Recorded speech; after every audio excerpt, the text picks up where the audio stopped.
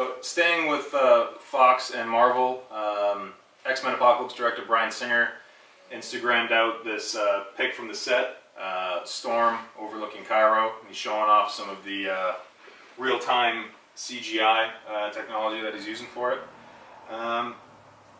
The photos of the new cast have come out. They've been out for a while, but we haven't had a chance to talk about it at all. What do we think? I mean, I'll go first. I like 99% of the costumes for this movie. I'm down with. The only one I got issue with is the title villain, Apocalypse. Now, okay, like I'm not one of these guys that like has to see, you know, it's on the page. Make him look like that. Yeah. Like as in the end, Wolverine with blue briefs. Yes. Why isn't he in yellow spandex? Yeah. You son of a bitch. Yeah. Right? 5'6". Yeah. Like I'm okay, right? You know, I accept the interpretation. I like new interpretations, right? Like all the DC stuff that Nolan did. Yeah. Like I'm down for that. Show me something good. I don't like the Oscar Isaac Apocalypse look, and it's not because it's different from the comic book. I was just hoping for a more wow factor.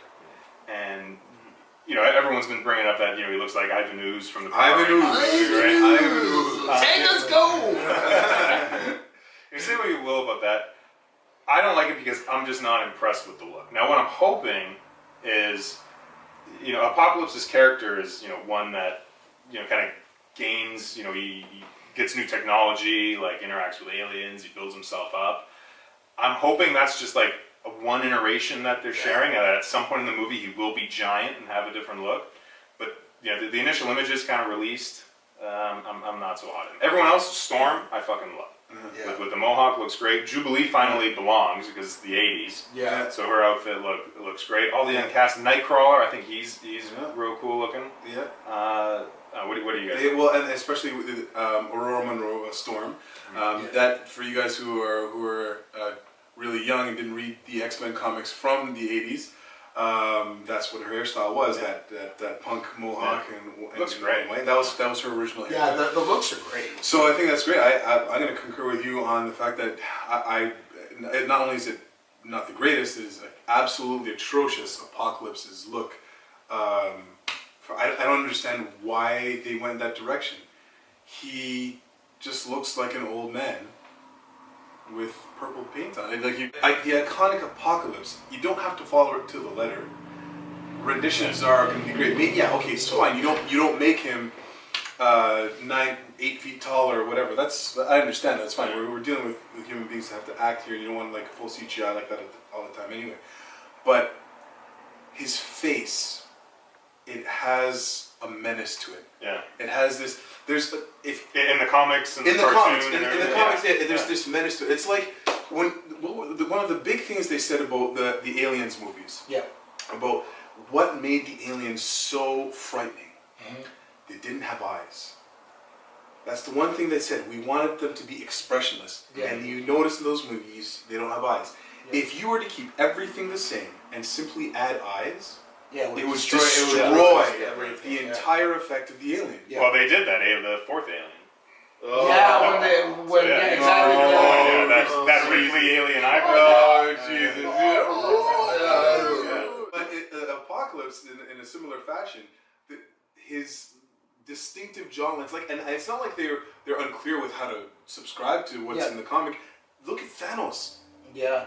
Fantastic, subtle changes here and there, costume, of course. But the creases, the structure, the power in the face, in the voice, beautiful. We just looked at Storm, done the way she was supposed to be done. Jubilee, the way done the way she's supposed to be done. Olivia Munn's Psylocke. Exactly. Yes. Right. And so Apocalypse then is an anomaly in that they've done such a good job with everybody else. And all of a sudden it's like, okay, we've done everything perfectly. So instead of doing it all good, let's just.